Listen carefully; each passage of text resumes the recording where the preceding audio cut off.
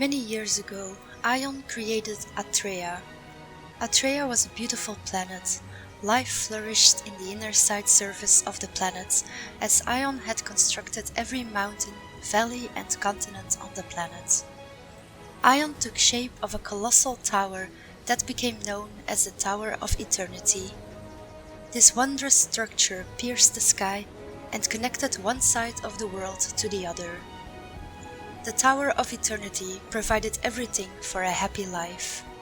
Atreia was inhabited by many life forms, and the sentient species known as sapiens existed there as well. Humankind was one part of this species. The humans understood that they were provided with everything they needed through the nurturing glow of the tower and served Aion with humility.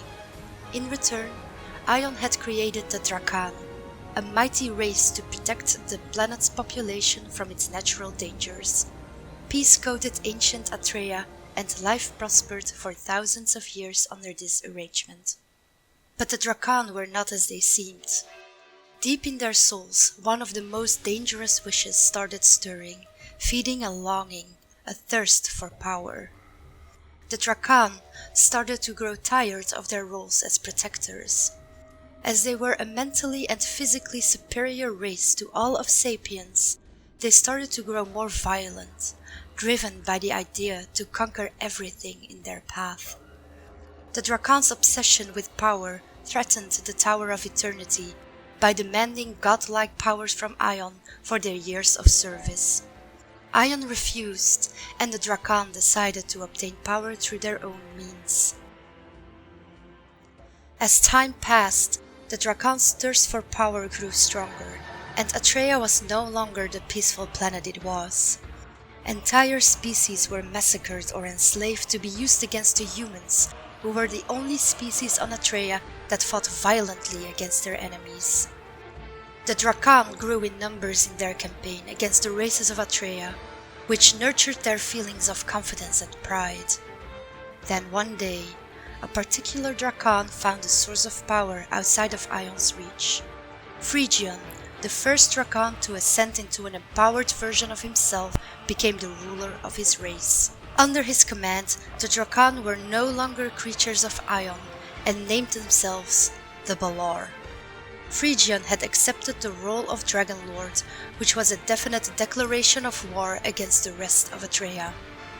Phrygian's way of ascension was spread and applied to some of his subordinates. While they all awakened, the vast majority did not achieve the same conditions as he did, with the exception of a select few. Phrygian granted these Balor titles similar to his, naming Meslam Taida, Ereshkigal, Beritra, and Beritra's lovers Apsu as Dragon Lords. Tiamat ascended around the same time as Apsu did, but was not included as a Dragon Lord. It was decided there would only be 5. So Tiamat started as a member of Apsu's guardians, secretly sowing discontent in the ranks, as she worked her way up to become Apsu's bodyguard. This position allowed Tiamat to plan Apsu's assassination. Tiamat then replaced Apsu as the 5th Dragon Lord. United and led by the 5 Dragon Lords, the Balor were a force not to be reckoned with. The humans gathered their numbers and rallied in defense of their world. But sadly, the humans offered little challenge to the overwhelming power of the Balor.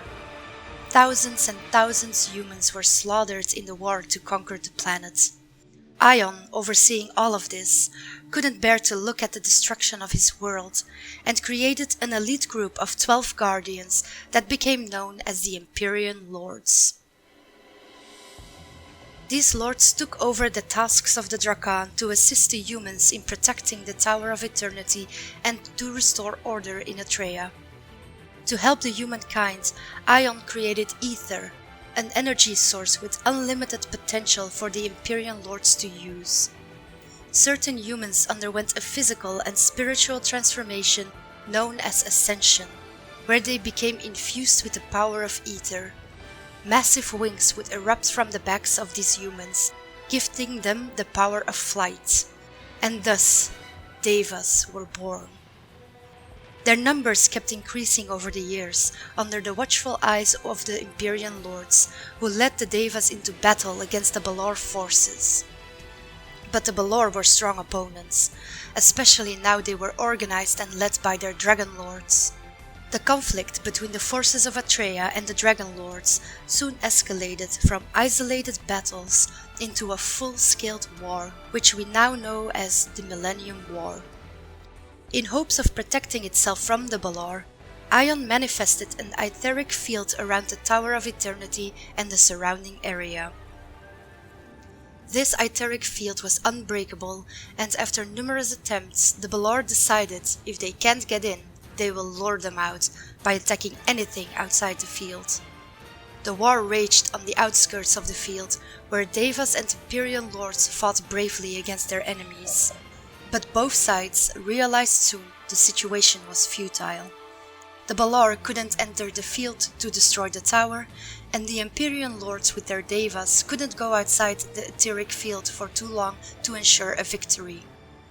Even though for humans it was safe inside the etheric field, the Empyrean Lords saw the huge sacrifices that were made by the Devas that ventured outside of the etheric field to battle in a seemingly endless war. The Millennium War lasted decades, where humans learned to live inside the etheric field, while war was fought at borders. But the stalemate came at a huge cost to the Empyrean Lords, as well as to their enemies the Balor. The continuation of the war resulted in the loss of many lives on both sides with no end in sight. Then, one of the Empyrean Lords named Israfel took the initiative to propose a truce between the Balor and Atreia. The proposal divided the Empyrean Lords, as some were opposed to the idea, where others could see its potential. One of the biggest opposers of the idea of a truce was Asvel. He believed the only way to end this war was the total annihilation of the Balor. Israfel, feeling the pressure from the continuation of the war and loss of lives, couldn't wait any longer and took an ally in Lady Seal to propose the truce to the Dragon Lords, without the approval of the Empyrean Lords. The Dragon Lords agreed to the idea of a truce, and agreed by showing up outside of the etheric field with only a couple of their elite warriors. The Empyrean Lords held their breath as the etheric field was lowered for the Dragon Lords to enter. For the first time in many years, the Tower of Eternity sat vulnerable to attack, with the Balor's strongest warriors just a few feet away. As a further test of good faith, the 5 Dragon Lords were asked to enter the tower alone. They agreed and entered. The discussions began peacefully. Each side presented their terms during this discussion, and for a fleeting moment it appeared as though Atreia would experience peace for the first time since anyone could remember. What happened next remains a mystery to all, as neither side has a full recollection of the events that transpired during the ceremony. What is known is that violence erupted in the middle of the proceedings from an assassination attempt on one of the Dragon Lords, Berithra. In the blink of an eye, a ferocious battle broke out within the very heart of the tower. It happened so unexpectedly, in fact, that Lady Seal and Israfel failed to activate the etheric field. The Tower of Eternity began to crumble as the Dragon Lords and Empyrean Lords fought for their lives. Lord Asvel headed to the north end of the tower, while his opponent, Lady Ariel, took to the south, each hoping to play their part in the saving of the world. Regardless of their courage, all of Atreia would break apart unless the tower itself survived. The 2 harbingers of the peace proposal, Lord Israfel and Lady Seal, took it on themselves to save the tower. In an act of pure desperation and guilt, both consumed themselves, saving what they could, extinguishing their etheric energy in the process. Their actions, brave in the face of a certain death, succeeded in reactivating the etheric field. However, the tower broke in 2 halves, separating the world and their lords in 2 parts. These events became known as the Epic Cataclysm, which resulted in a new era for Atreia. Elysia and Asmodee were born. The light of the nearby sun bathed Elysia in glorious energy, and the Empyrean lords who resided there became the Seraphim lords. In contrast to the sun-bathed Elysia, Asmodee suffered through endless darkness, making their surroundings almost inhabitable.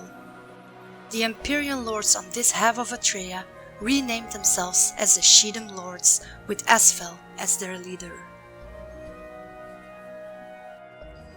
Then one day, random fissures started to appear around Elysia. Some devas reported that it was the result of the Epic Cataclysm. Seraphim Lord Nezekan created a fortress in Vertron, south of Sanctum, where one of the big fissures was hovering over the village. Examining these rifts, Nezekan deployed his brigade general, Deltras of the Storm Legion, to go through it. Deltras, not knowing what to expect going through the rift, entered parts of a land that was stripped to rock, which was scattered around, where streams were forced to run to nowhere. Uninhabitable as it may have seemed, the land was swarming with Balar. The abyss was hostile but yet strangely beautiful. Deltras managed to go back to Elysia and report to Nezekan of what he knew. After some time, Nezekan found another rift and ordered Deltras to go through it again. Expecting to land again in the abyss, Deltras, however, found himself in a barren wasteland covered in darkness. When they met the inhabitants of the land, who strangely looked a lot like the Ilias, only more dark and aggressive looking, Deltras introduced himself to one of the spokesmen of this race. The spokesman looked familiar to Deltras, and he recognized him as the Shedem Lord Zekel.